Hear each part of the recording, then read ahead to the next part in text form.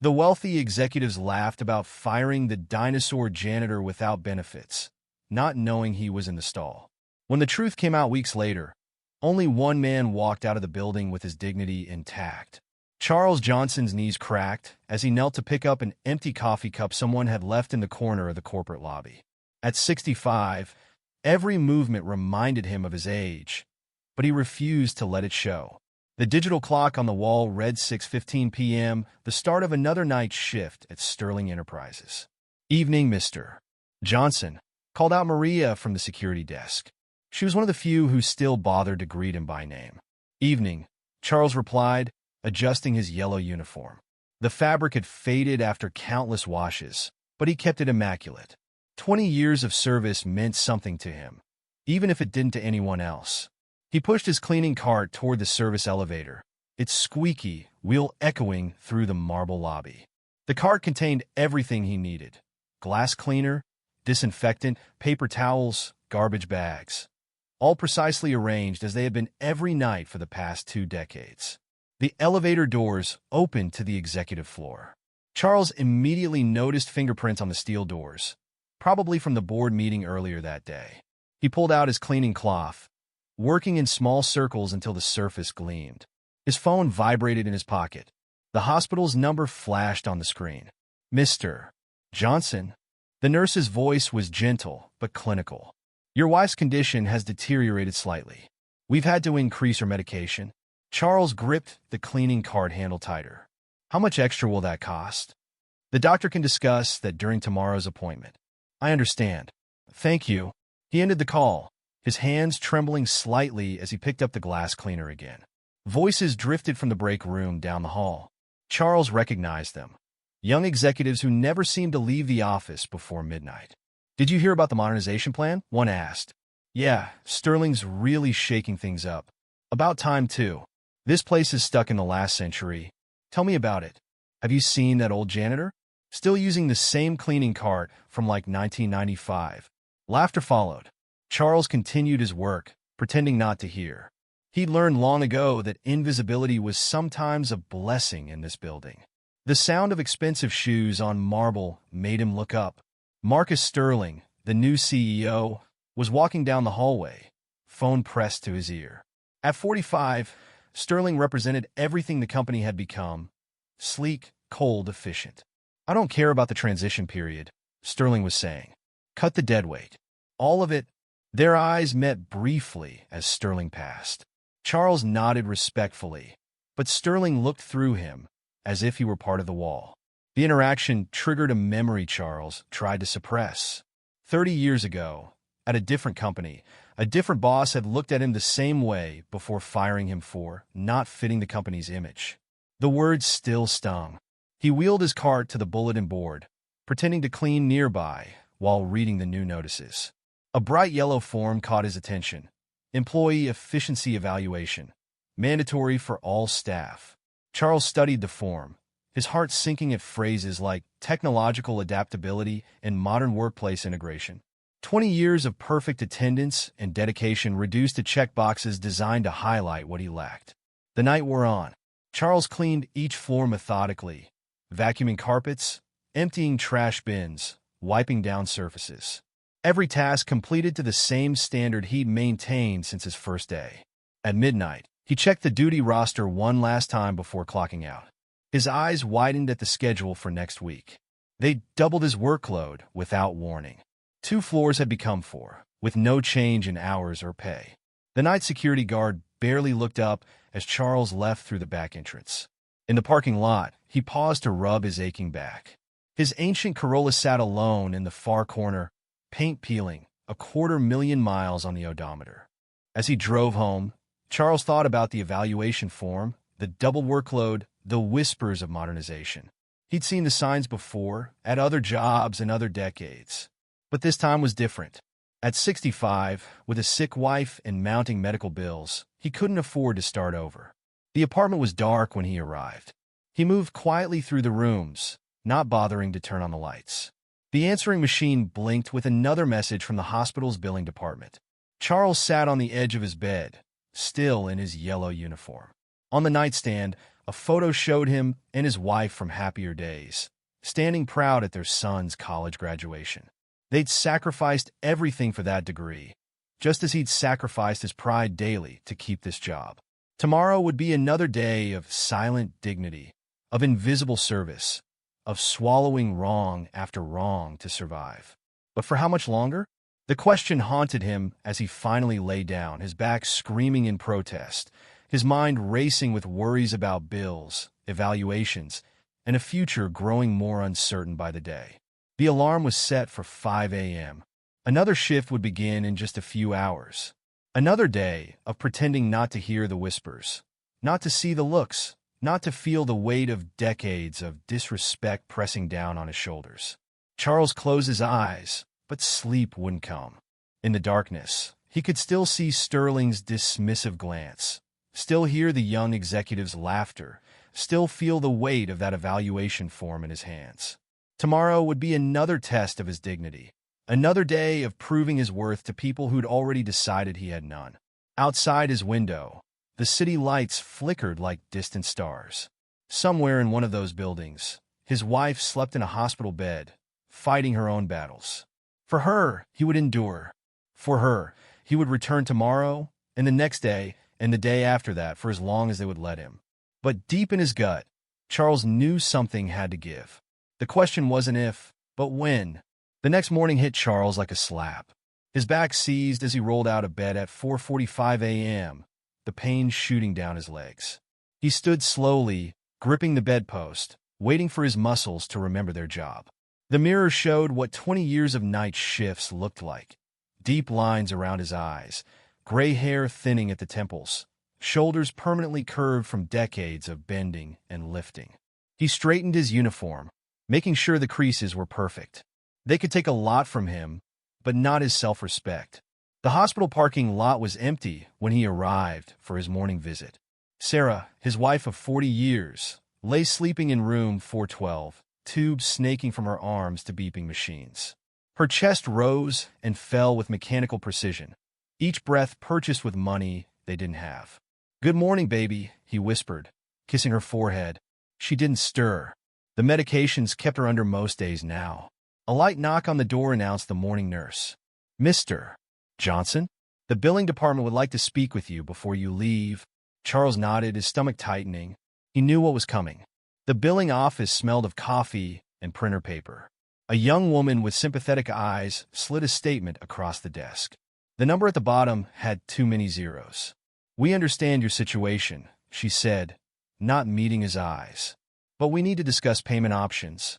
"I get paid next Friday," Charles replied, his voice steady despite the panic rising in his chest. "I can give you 300 then." "Mr. Johnson, that's less than the monthly interest." He stood up, legs shaking slightly. "It's what I have." The drive to Sterling Enterprises took 15 minutes.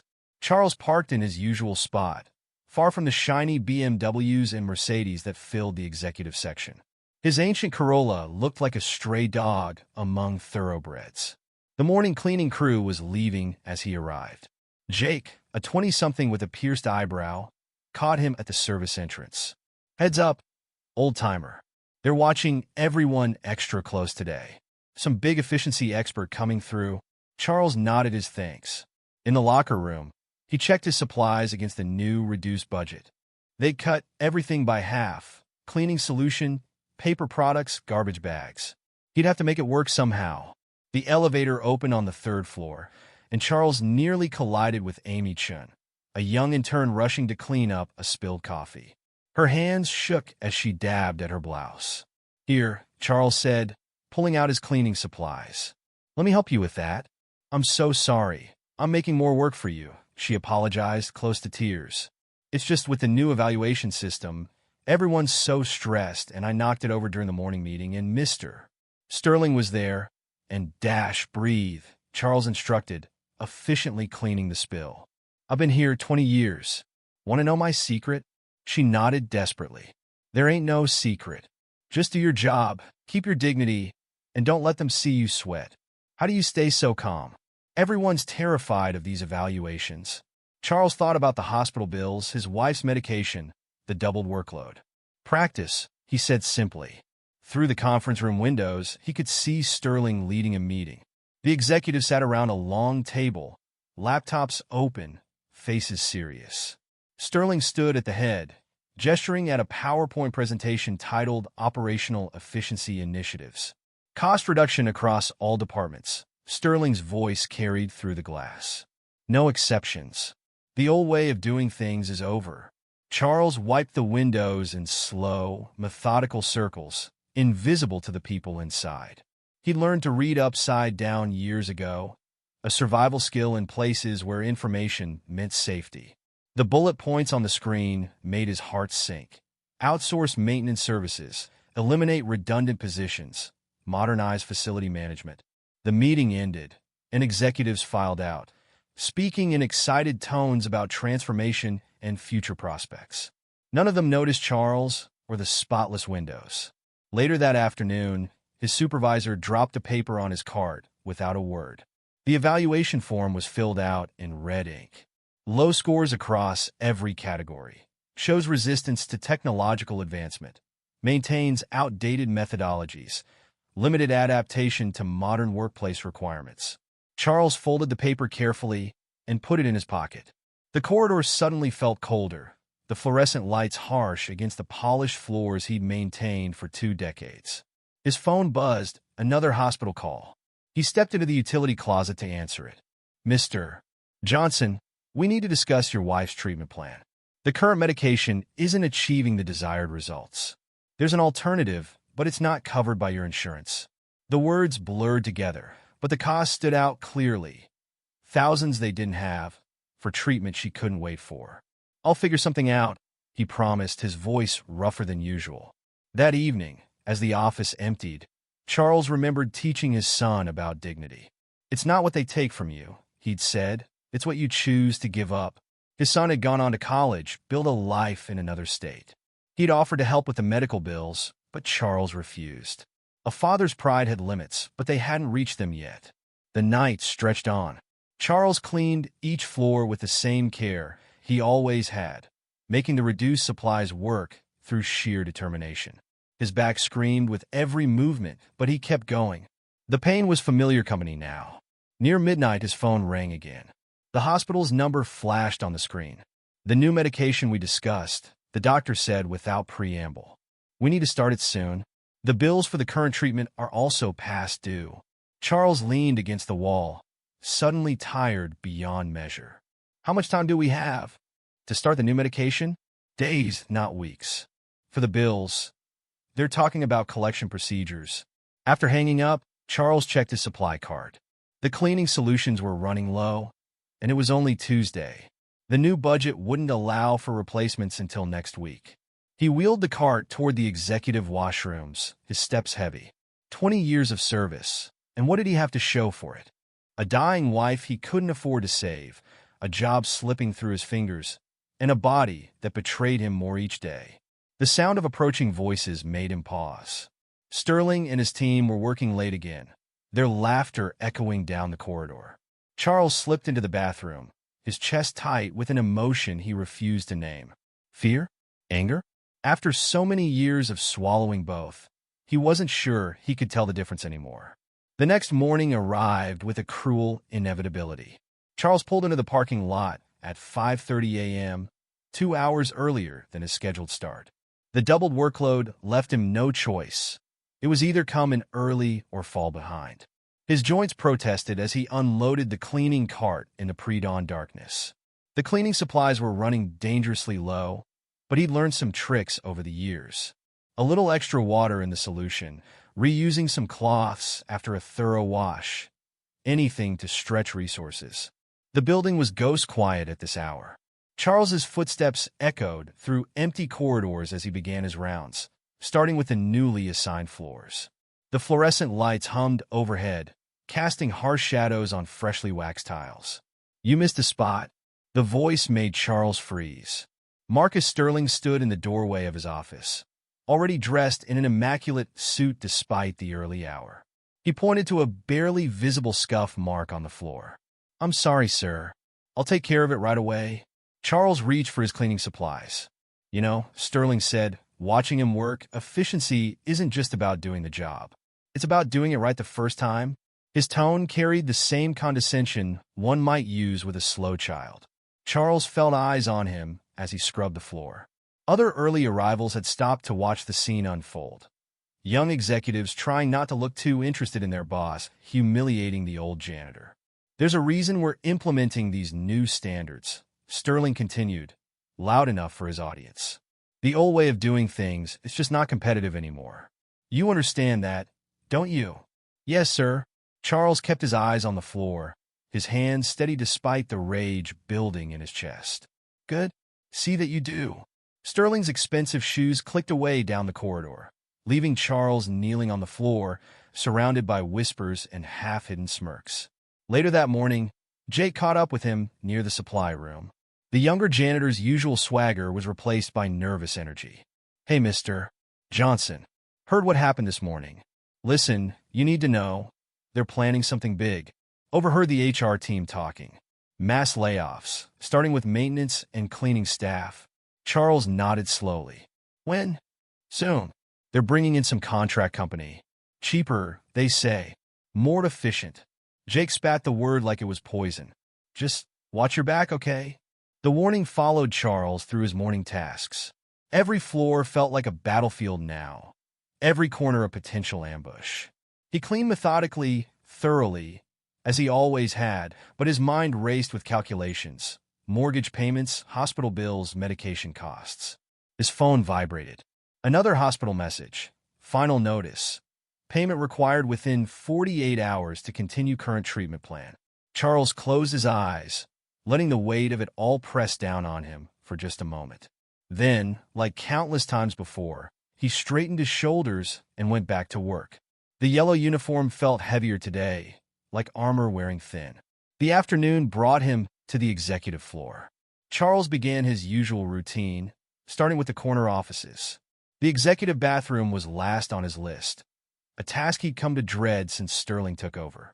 He pushed his cart into the pristine bathroom, its marble counters and chrome fixtures gleaming under recessed lighting. The place reeked of power and privilege, right down to the expensive hand soap and designer dispensers.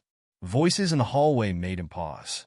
Sterling's distinctive tone carried through the door, accompanied by several others. Charles quickly stepped into one of the stalls, not wanting another confrontation. The door opened. Footsteps and laughter echoed off the tiles. Did you see him this morning? Sterling's voice was thick with amusement. The old man, scrubbing the floor like his life depended on it. More laughter.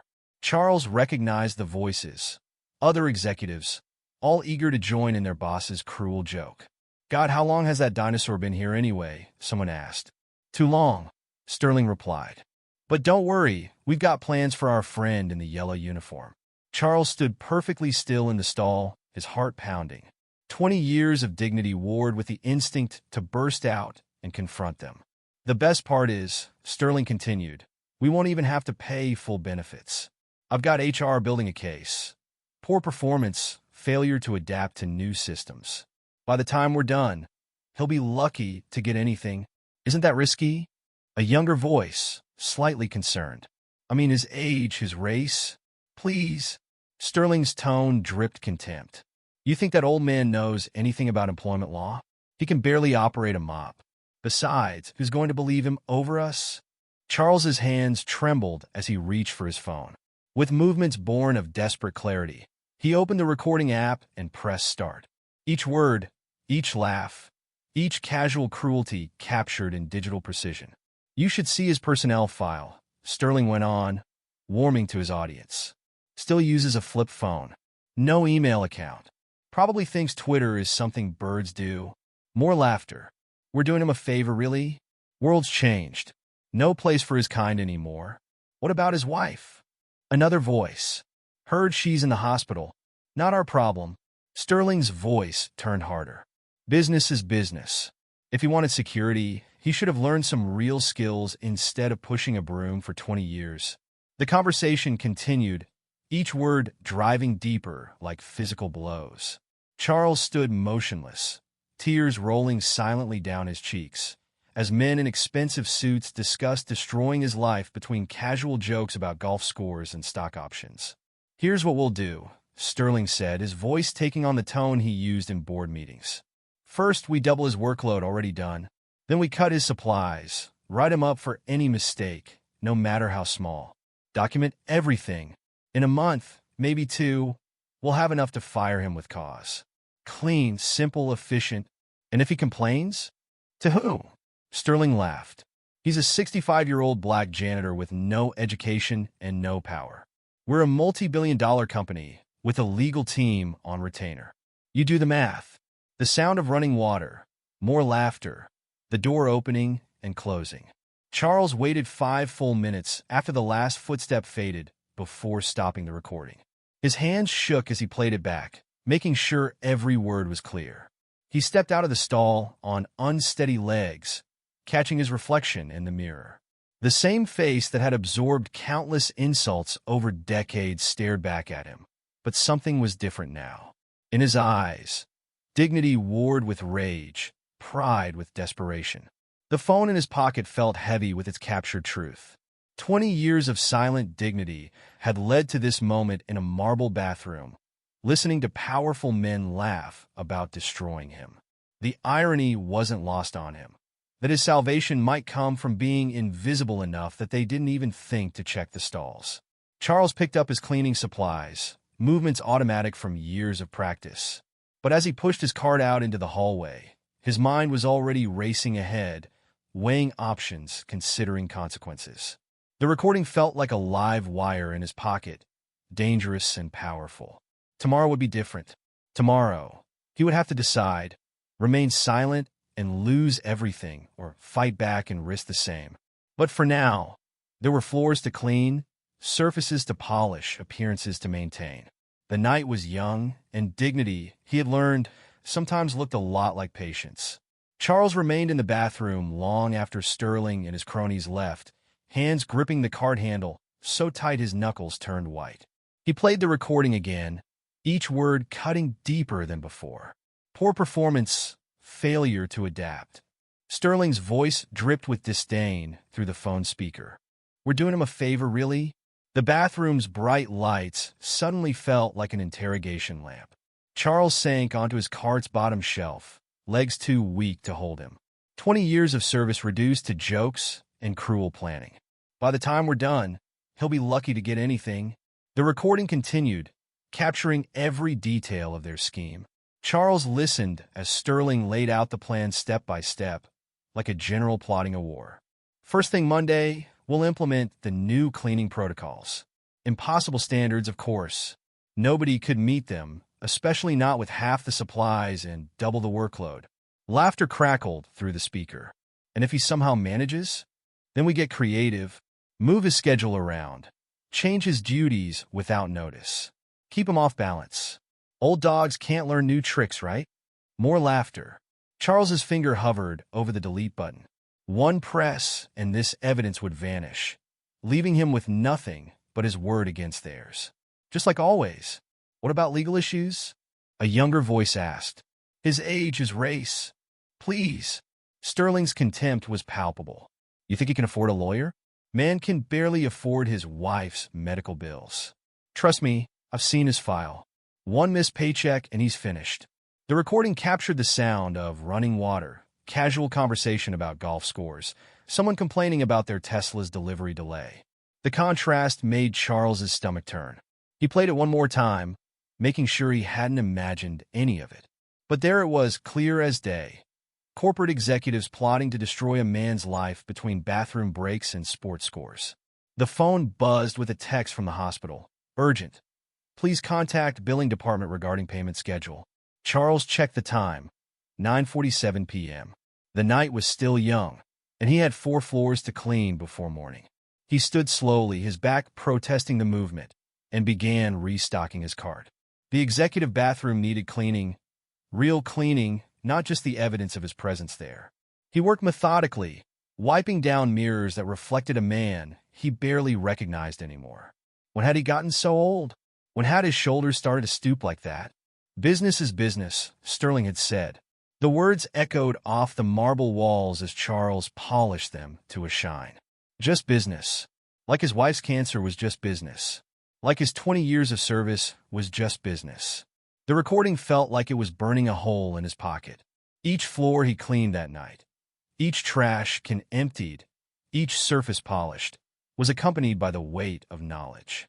They thought him invisible, and in their arrogance, they'd revealed their true faces.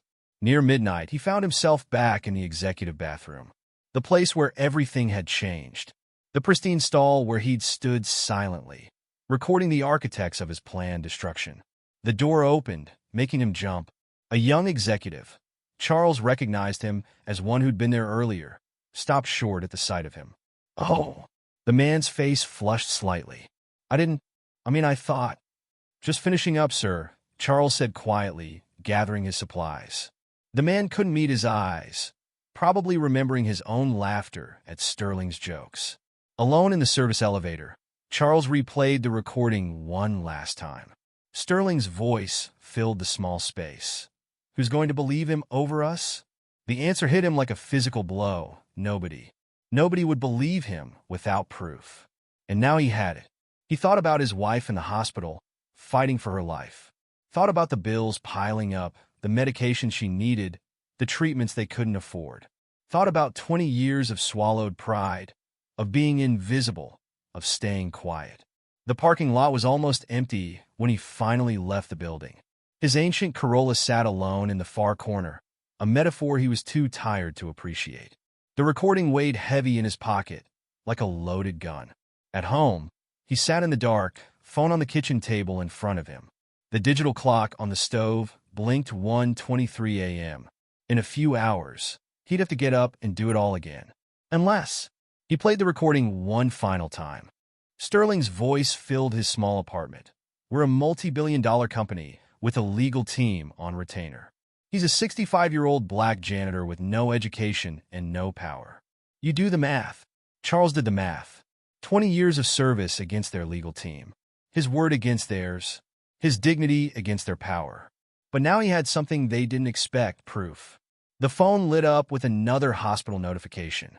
A reminder of tomorrow's appointment, where they'd want to discuss payments he couldn't make, treatments he couldn't afford, a future he couldn't secure. He thought about what Sterling had said. Business is business. Maybe it was time to show them exactly what that meant.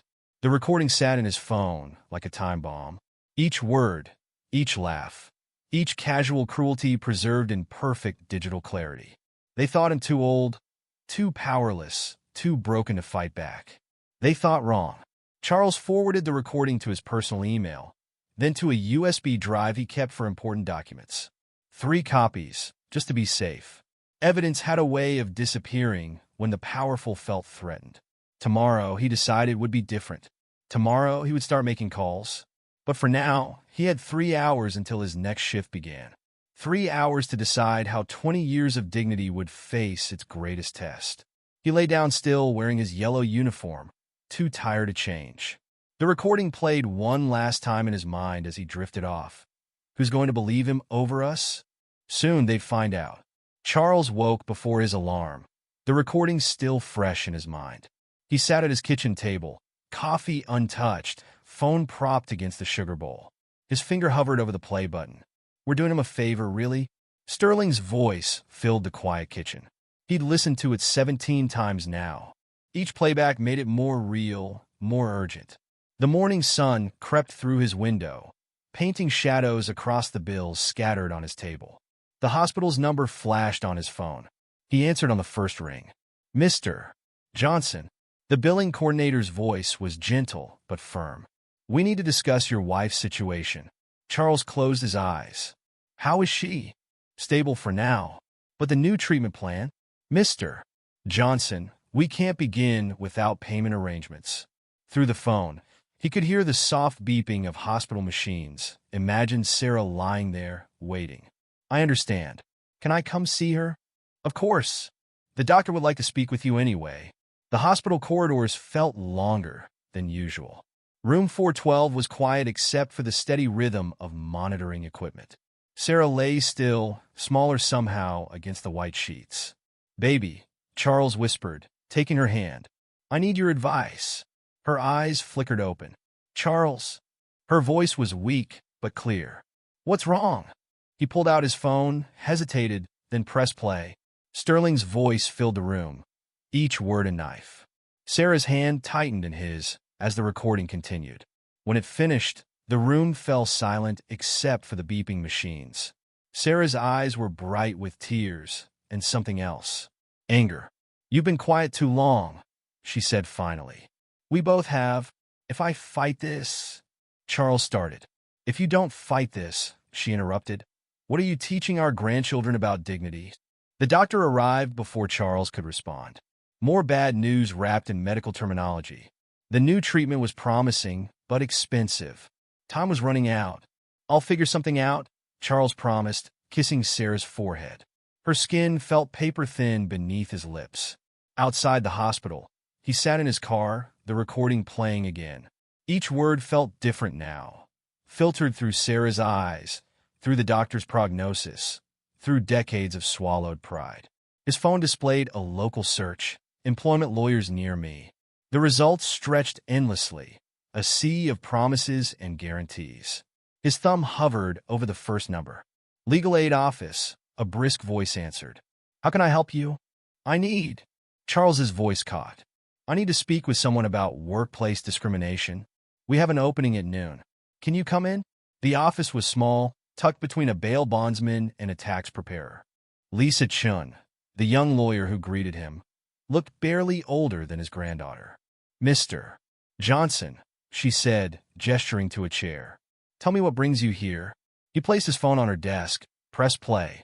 Her expression remained neutral as Sterling's voice filled the office, but her fingers tightened on her pen. "How long have you worked there?" she asked when the recording finished. 20 years next month. "And this treatment, it's recent?" Charles detailed everything.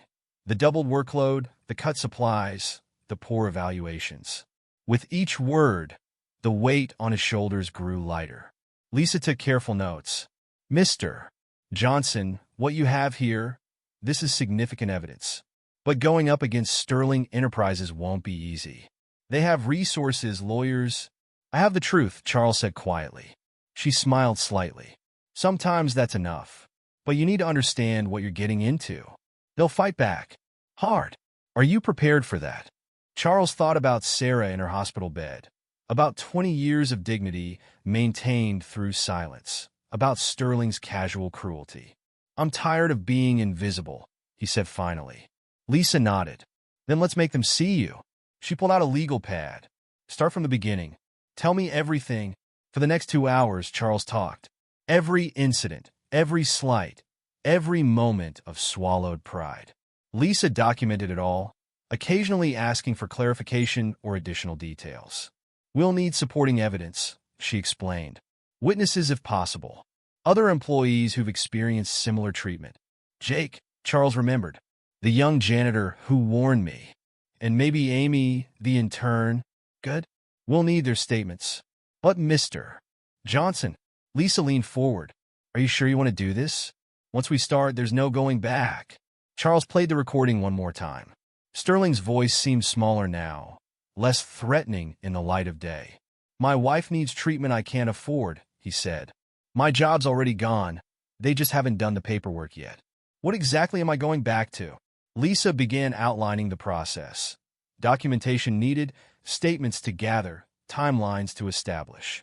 Charles listened, taking notes in his careful handwriting. "We'll file a formal complaint," she explained. "Age discrimination, racial discrimination, hostile work environment. The recording is crucial. It shows premeditation. Will it be enough? With your work history, the timing of their actions, and this recording, they'll want to settle. Companies like Sterling Enterprises don't like this kind of publicity." Charles thought about Sarah, about the treatments she needed, about dignity bought with silence. "I don't want their money," he said. "I want my wife to get better. I want to work without looking over my shoulder. I want—" "Justice," Lisa finished. "We'll get it. But Mr. Johnson, this won't be quick. Or easy. They'll try to discredit you. Maybe even countersue." "I'm not afraid anymore," Charles realized, surprising himself with the truth of it. The rest of the day passed in a blur of paperwork and planning. Lisa helped him document everything, building a timeline of events leading to the bathroom recording. Evening found him back at the hospital. Sarah was awake, more alert than earlier. "I saw a lawyer today," he told her, holding her hand. "We're gonna fight?" She squeezed his fingers. "About time. It won't be easy. Nothing worth doing ever is." Sarah's voice was weak, but determined. "You've carried this weight too long, Charles. Time to set it down." He showed her the paperwork, the initial filing documents, the strategy Lisa had outlined. Sarah listened, occasionally offering suggestions, her nurse's training catching details he'd missed. "What if we lose?" he asked finally. "What if we win?" she countered. "What if you walk out of that building with your head high, knowing you stood up? What's that worth?" Charles thought about Sterling's voice on the recording, about 20 years of quiet dignity, about his grandchildren asking someday what their grandfather stood for. "Everything," he answered. "It's worth everything." The next morning, Charles arrived at Sterling Enterprises with new purpose. His yellow uniform felt different somehow, less like a target, more like armor. The recording in his pocket was his shield, his phone a weapon loaded with truth. "Morning, Mr. Johnson," Jake called from the supply room. Charles motioned him over. "Got a minute?" Charles kept his voice low. "Need to ask you something important." Jake glanced around nervously before following Charles into the empty break room. The early morning light cast long shadows through the windows. "That warning you gave me about the layoffs," Charles began. "Would you be willing to put that in writing?" Jake's eyes widened. "You mean like officially? Like legally?" Charles played a small portion of the recording, just enough for Jake to hear Sterling's voice planning the discriminatory layoffs. "Holy shit," Jake whispered. "You got them on tape?" "Language," Charles corrected automatically. "But yes, I've got a lawyer. She needs witness statements about what's been happening here." Jake ran a hand through his hair. "They'll fire me? They're planning to fire you anyway. Heard it myself. Contract companies taking over all maintenance staff." Silence stretched between them. Jake stared at the floor, then straightened his shoulders. "What do you need?" Over the next hour, before his shift officially started, Charles recorded Jake's statement on his phone. Dates, times, overheard conversations. Everything documented in careful detail. "There's more," Jake added. "Been keeping my own records. Pictures of the supply cuts, screenshots of the schedule changes. Never knew why, just felt like I should." Charles felt a surge of pride for the young man. Smart thinking. The morning progressed with a new rhythm. Charles cleaned as thoroughly as ever, but now he documented everything. Every interaction, every supply shortage, every impossible deadline. All recorded in the small notebook Lisa had given him. Near lunch, he found Amy Chun, the intern, crying in the copy room. "Mr. Sterling," she hiccuped. He said I wasn't corporate material, that maybe I should try somewhere more suited to my background." Charles closed the door gently. "Amy, I need to show you something." He played part of the recording, just the section where Sterling discussed Asian employees being too passive for leadership roles. Amy's tears stopped, replaced by something harder. "What are you going to do?" she asked. "Already doing it. Got a lawyer. Building a case. Could use your help." Amy wiped her eyes. "When and where?" By mid-afternoon, Charles had statements from 3 more employees, all victims of Sterling's discrimination, all willing to testify. Lisa had been right. They just needed someone to go first. His phone buzzed with a text from the lawyer. Documents received. Building strong case. Keep gathering evidence. Meeting tomorrow, 4 p.m. Charles continued his rounds, cleaning with the same care he always had. But now he noticed things differently. The security cameras he'd always ignored became witnesses. The email timestamps on abandoned computer screens became evidence. Every casual slight, every discriminatory comment, ammunition. Sterling appeared around 3, surrounding himself with his usual entourage of yes-men. "Johnson," he barked. "Bathroom needs attention. Now." Charles pushed his cart toward the executive bathroom, feeling Sterling's eyes on his back. The recording burned in his pocket like a live coal. "Make sure you get every spot," Sterling called after him. "Wouldn't want another poor performance review, would we?" The executives laughed on cue. Charles entered the bathroom, closed the door, and smiled. Let them laugh. They didn't know they were being documented. Every word, every action building the case against them.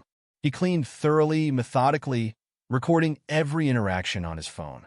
Sterling's casual cruelty, his subordinates' eager participation, all of it preserved in digital clarity. The day wore on. Charles gathered more evidence, more statements. Employees who'd stayed silent for years found their voices, sharing stories of discrimination, harassment, and retaliation. Like dominoes, Lisa texted when he updated her. One person stands up, others follow. Keep going. By evening, his phone contained a damning collection of evidence. Photos of discriminatory notices, recordings of hostile conversations, written statements from witnesses. Each piece a brick in the wall, they'd build against Sterling's empire of discrimination. The night shift started quietly. Charles worked his way through his doubled workload, documenting every unreasonable demand, every impossible deadline. Near midnight, his phone lit up with a message from the hospital. Sarah was asking for him. He found her awake, more alert than she'd been in days. "How's it going?" she asked. Charles showed her the day's evidence. The statements, the photos, the recordings. Sarah listened, occasionally offering suggestions from her years as a nurse dealing with hospital administration. "Remember that supervisor in 82? She asked. "The one who said women couldn't handle emergency room work? You organized the whole nursing staff against him," Charles remembered. "Got him transferred to records? Sometimes the quiet ones are the most dangerous," Sarah smiled. "We've got the power of patience." Charles held her hand, feeling its fragile strength. "I'm scared," he admitted. "Not of them. Of not doing enough. Of letting you down." Charles Johnson, Sarah's voice gained strength. "In 40 years of marriage, you have never let me down. Never. You've carried your dignity through storms that would have broken lesser men. Now it's time to show them what that dignity can do." He stayed until visiting hours ended, planning strategy with his wife like they had so many times before. Sarah's nurse training combined with his intimate knowledge of Sterling Enterprises created a formidable battle plan. Back home, Charles spread the evidence across his kitchen table. 20 years of service had taught him the power of thoroughness. Each document was dated, each statement notarized, each recording backed up in triplicate. The final piece came near dawn, an email from Amy Chun containing dozens of screenshots. Internal memos, discriminatory emails, financial records showing systematic wage disparities. The young intern had been busy. "Perfect timing," Lisa texted back. "Board meeting tomorrow. Everything's ready." Charles changed into a fresh uniform, his movements deliberate. Today would be different. Today, invisibility became his advantage, silence his strength. He arrived early, as always. The cleaning cart was stocked, his phone fully charged. In a few hours, Sterling would arrive, confident in his power, secure in his position. Let him come, Charles thought. Let him swagger and sneer and look right through me. The truth has a way of coming to light, and dignity, real dignity, can't be stripped away by men like Marcus Sterling. The sun rose over Sterling Enterprises, its glass walls reflecting the morning light. Charles began his rounds, pushing his cart through familiar corridors. But today, each turn brought him closer to justice, each task another step toward vindication. The trap was set. Now all they had to do was wait. The board meeting was scheduled for 9 a.m. Charles arrived at 5, performing his duties with methodical precision while watching the building slowly come to life. Each executive who passed him, each dismissive glance, each condescending nod, all of them unaware that the morning would change everything. His phone buzzed at 8:15. A text from Lisa. Package delivered to board members. Stand by. Charles kept cleaning, moving through the building like a ghost. Years of being invisible had taught him how to observe without being observed. He noticed the first signs immediately. Board members arrived earlier than usual, their faces tight with concern. They clutched identical manila envelopes, Lisa's work. Charles recognized the board chairman, Richard Hayes, walking briskly toward the conference room, his usual easy smile replaced by a grim expression. Sterling strode in at 8:45, radiating his usual arrogance. "Johnson," Coffee stain by the water cooler. Take care of it. Yes, sir. Charles bent to clean the non-existent stain, watching as Sterling entered his office. Through the glass walls, he saw the moment Sterling noticed the manila envelope on his desk. The change was instant. Sterling's face drained of color as he opened the package. His hands shook as he pulled out documents, his eyes widening as he recognized his own voice transcribed on paper. The phone on Sterling's desk lit up. He answered, listened, and sat heavily in his chair. Even through the glass, Charles could see sweat beading on his forehead. Emergency board meeting. Now, the chairman's voice echoed through the corridor. Sterling grabbed the envelope and hurried out, not even glancing at Charles. Lisa's next text came at 8:55. Stay visible. Let them see you working. Everything's in motion. Charles wheeled his car to the executive floor, taking extra care with each surface. Board members hurried past him into the conference room, some already arguing in hushed tones. Completely unacceptable, he heard one say. Legal nightmare, whispered another. Sterling was the last to enter, his usual swagger replaced by nervous energy. The door closed, but the conference room's glass walls had nothing. Charles continued cleaning nearby, invisible as always, watching the drama unfold. The chairman stood at the head of the table, holding up the damning envelope. Sterling tried to speak, but Hayes cut him off with a gesture. Play it, Hayes commanded. Sterling's own voice filled the room, slightly muffled through the glass but still clear. Who's going to believe him over us? He's just an old black janitor. The recording continued, each word landing like a hammer blow. Charles watched the board members' reactions, shock, disgust, anger. Sterling attempted to interrupt several times, but Hayes silenced him with a glare. When the recording ended, the silence was deafening. Charles emptied a nearby trash can, his movements unhurried, professional. Explain yourself. Hayes's voice carried through the glass. Sterling stood, straightening his tie. Clearly, this is a misunderstanding. Taken out of context context? A female board member interrupted. What possible context justifies planning to discriminate against employees based on age and race? The legal implications alone. Another board member began. I was protecting company interests. Sterling's voice rose. Modernizing our workforce. Cutting unnecessary by targeting employees illegally. Hayes's tone could have frozen water. By exposing us to lawsuits and public relations disasters, the argument escalated. Charles kept working, moving methodically through his tasks while the boardroom erupted into chaos. His phone buzzed again, Lisa updating him on the unfolding situation. They're running scared, her text read. Stay calm. Keep working. Sterling's voice rose again, desperate now. He was hiding in there, recording private conversations. That's a legal in a public bathroom? Hayes countered. Where he was supposed to be working. Try again, Marcus. More voices joined the fray. Words like liability and settlement and damages flew back and forth. Sterling's face grew redder with each passing minute. You don't understand, Sterling tried again. These people, they're holding us back. The old ways these people. Hayes's voice cut like a knife. You mean loyal employees like Charles Johnson?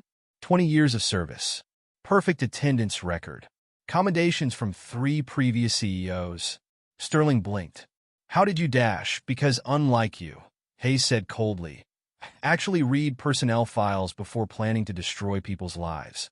The meeting devolved further. Charles's phone buzzed continuously now. Updates from Lisa, messages from other employees, texts from Sarah. The hospital's number appeared, but he let it go to voicemail. Nothing could distract him from this moment. Sterling was shouting now, his carefully maintained facade cracking. You can't do this to me. I built this division. I increased profits by breaking federal law. Hayes stood, his patience visibly gone. By exposing this company to discrimination lawsuits? By betraying every principle of ethical leadership. The security team arrived at 10:15, summoned by Hayes. 2 guards in dark suits entered the conference room. Sterling's face went from red to white. You can't be serious, he stammered. Marcus Sterling. Hayes's voice was granite. You're suspended pending investigation. These gentlemen will escort you to HR to begin the termination process. You can't fire me. I'll sue. With what evidence? Hayes held up the manila envelope. Your recorded conspiracy to discriminate against employees? Your documented plan to deny benefits illegally? The security team moved forward. Sterling looked wildly around the room, searching for allies. Found none. This isn't over, he snarled. Actually, Mr. Sterling, Hayes replied, it is. Charles watched as they led Sterling out, the former SO's expensive suit wrinkled, his hair disheveled. Their eyes met briefly as Sterling passed. For the first time in 2 years, Sterling really saw him. The board meeting continued without Sterling. Charles maintained his routine, cleaning and organizing, still invisible, but now by choice rather than dismissal. His phone buzzed one final time. Lisa's message was simple. Victory. Complete surrender. Full settlement offered. Call me. Charles finished polishing the window, his reflection ghostly in the glass. In the conference room, Hayes was addressing the remaining board members, gesturing at documents, planning damage control. The morning sun climbed higher, streaming through freshly cleaned windows. Charles wheeled his cart toward the service elevator, his movements unhurried, dignified. Some victories, he knew, were best celebrated quietly. The next morning felt different. Charles parked in his usual spot, far from the executive spaces. But today he noticed Sterling's reserved parking spot was empty. The expensive nameplate had already been removed. Inside, the building hummed with subdued excitement. Whispers followed him through the corridors, not of mockery now, but of amazement. The invisible man had become the talk of every department. Mr. Johnson, Hayes's secretary caught him near the executive floor. The board chairman would like to see you. At your convenience, of course. Charles nodded, straightening his yellow uniform. I'll just finish this floor first. Of course. She smiled, the first real smile he'd received from her in years. The boardroom looked different in the morning light. Hayes sat alone at the massive table, surrounded by documents. He stood when Charles entered. Mr. Johnson. Hayes gestured to a chair. Please sit. Charles sat, his back straight, hands folded in his lap. 20 years of dignity hadn't prepared him for this moment. First, Hayes began, an apology. From me personally, and from the entire board. What happened to you? What we allowed to happen, it's inexcusable. Yes, sir, Charles replied quietly. It is. Hayes smiled slightly at the response. Your lawyer has presented us with a comprehensive settlement proposal. The board has reviewed it, and Charles's phone buzzed. The hospital. He glanced at it apologetically. Take it, Hayes insisted. Please. Mr. Johnson. The nurse's voice was urgent. Your wife is asking for you. Her new treatment plan is ready, but we need to discuss payment arrangements. I understand. Charles looked at Hayes. Sir, I need to go, Hayes said. We'll continue this later. But Mr. Johnson, he held up a document. The settlement includes full medical coverage, retroactive and ongoing. Call your wife's hospital. Tell them Sterling Enterprises will handle all expenses. Charles gripped the chair to steady himself. All expenses? With interest. Hayes's tone left no room for argument. It's the least we can do.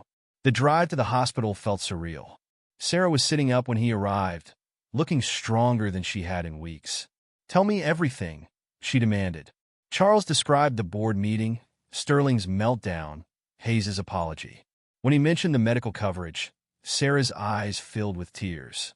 We can start the new treatment, she whispered. Today, Charles agreed, holding her hand. His phone buzzed again, Lisa calling with updates. The settlement details were staggering. Full retirement benefits, comprehensive medical coverage, substantial damages for discrimination and emotional distress. They're scared, Lisa explained. Your recording didn't just catch Sterling. It implicated half the executive team in discriminatory practices. They're offering everything to avoid this going public. I don't want their money, Charles began. No, Sarah interrupted, her nurse's training evident in her tone. You don't want revenge, but you'll take justice. For everyone who couldn't fight back, for everyone still fighting, the next few days passed in a blur. New policies were announced company-wide. Sensitivity training became mandatory for all management. The contract cleaning company's bid was rejected. Jake caught Charles near the supply room, grinning. "You did it, old-timer. They're giving us all raises, benefits, everything." "We did it," Charles corrected. "Everyone who spoke up, everyone who stood together." The young janitor's eyes were bright. "They're saying you're going to retire soon." "That true?" "Soon," Charles nodded. "But not before I train my replacement properly." Jake straightened his uniform. "I'm listening." Amy Chen stopped him in the hallway, her usual shyness replaced by quiet confidence. "Mr. Johnson? They're promoting me. Junior project manager." "Earned it," Charles said simply. "Because you showed us how to stand up." She hugged him quickly, then hurried away, wiping her eyes. The changes rippled through the building. Charles noticed more respectful nods, fewer dismissive glances. Even the executive floor felt different. Less cold, more human. Hayes called him in again near the end of the week. The settlement papers were ready. "One more thing," Hayes said as Charles reviewed the documents. "We'd like to establish a scholarship. The Charles Johnson Fund for Educational Excellence. For employees, children who want to pursue higher education." Charles looked up sharply. "Sir, your son became a doctor because you worked 2 jobs to put him through school. We'd like to make that easier for others." The papers blurred slightly as Charles signed them. His hand was steady, his signature clear and dignified. Sarah's new treatment began immediately. The hospital billing department, once so stern, now handled everything directly with Sterling Enterprises. Each day brought small improvements, small victories. "You know what this means?" Sarah asked one evening, her color better than it had been in months. "We can see the grandchildren more often. Maybe even take that trip we always talked about." Charles sat by her bed, holding her hand. "One day at a time, baby. One victory at a time." The next morning, he arrived at work to find his supply cart upgraded, stocked with top-quality materials. A new uniform hung in his locker, still yellow, but made of better fabric, his name embroidered properly above the pocket. "Standards," Jake explained with a wink. "Gotta maintain them, right?" The executive bathroom looked the same, but felt different. Charles cleaned it thoroughly, professionally. Remembering the day, everything changed. His reflection in the mirror showed a man standing straight, unbowed by years of dignity maintained through silence. "Mr. Johnson." Hayes caught him near the end of his shift.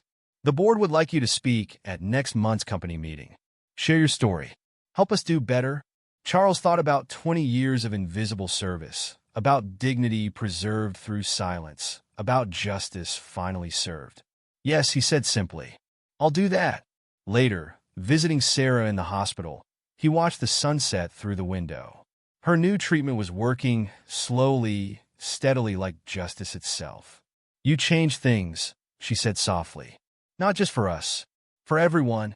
Charles squeezed her hand gently.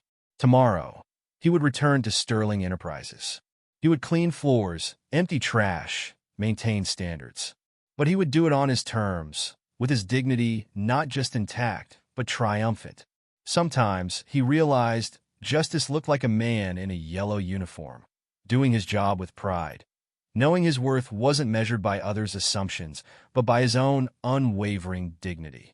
Charles arrived early for his last day at Sterling Enterprises, parking his Corolla in its usual spot for the final time. The sun hadn't risen yet, but the building was already humming with unusual activity. Word had spread about his retirement, and it seemed everyone wanted to be present for his final shift. "Just another day," he muttered to himself, straightening his yellow uniform one last time. The security guard, not Maria today, but a young man he didn't recognize, stood as he approached the entrance. "Mr. Johnson, sir. They told me to expect you early." "Sir?" That was new. Charles nodded, swiping his badge for the last time. The service elevator felt different this morning. Memories flooded back. 20 years of early mornings, late nights, countless trips up and down these same floors. Each ding of the elevator marking another level, another year, another silent battle for dignity. Jake was waiting by the supply room, along with 3 other young janitors. They stood straighter as Charles approached. "Morning," Charles said, reaching for his card. Actually, Mr. Johnson, Jake stepped forward. We were hoping, if you wouldn't mind, could you teach us? One last time? Show us how it's supposed to be done? Charles looked at their earnest faces. Kids really, most of them younger than his own son. Each wearing the same yellow uniform he'd worn for 2 decades. All right, he said finally. Pay attention. For the next hour, Charles demonstrated every technique he'd perfected over 20 years. How to angle the mop to reach corners. How to clean windows without leaving streaks. The proper way to maintain equipment. It's not just cleaning, he explained, showing them how to check supply levels. It's about pride. About doing things right when nobody's watching. Like recording corrupt CEOs in bathrooms, one of the young janitors quipped. Charles fixed him with a stern look. That was different. That was justice. This. He gestured to their cleaning supplies. This is dignity. They followed him floor by floor, taking notes, asking questions. Charles answered everything, passing on 2 decades of knowledge. Not just about cleaning, but about surviving with your self-respect intact. Near mid-morning, Amy Chen found him near the executive floor. Mr. Johnson. She was wearing a new suit, her project manager badge gleaming. Would you mind if I walked with you for a bit? There's something I need to say. Charles nodded, continuing his rounds with Amy beside him. My grandmother, she began, she cleaned houses when she first came to this country. Rich people's houses. She taught me that there's honor in any work if you do it with dignity. She paused. Watching you stand up to them, it reminded me of her, of what real strength looks like. They reached the executive bathroom, his last time cleaning it, the place where everything had changed. You know, Amy said softly, they're completely renovating this floor next month. Mr. Hayes says we need a fresh start. New design, new culture. Charles smiled slightly. Some stains don't come out with just cleaning. The morning wore on. Every floor held memories. Every corner a story. Charles cleaned each one as thoroughly as he had on his first day. Around noon, Hayes caught up with him near the conference room. Charles, the chairman said, dispensing with formality. The board meeting starts in an hour. We'd very much like you to say a few words. Charles looked around the conference room. The same room where Sterling had fallen, where justice had finally been served. I'll consider it, he replied. Hayes nodded, understanding. Also, there's someone here to see you. Charles turned to find his son standing in the doorway, dressed in his doctor's whites. Dad, Michael Johnson stepped forward, hugging him tight. Mom said I couldn't miss your last day. Shouldn't you be at the hospitals? Charles asked, though his eyes were suspiciously moist. My patients can spare me for one morning. Michael looked around the office. So this is where it all happened? Where you finally showed them what dignity really means? Charles continued his cleaning routine, his son walking beside him, just like when Michael was a boy and would sometimes visit during summer breaks.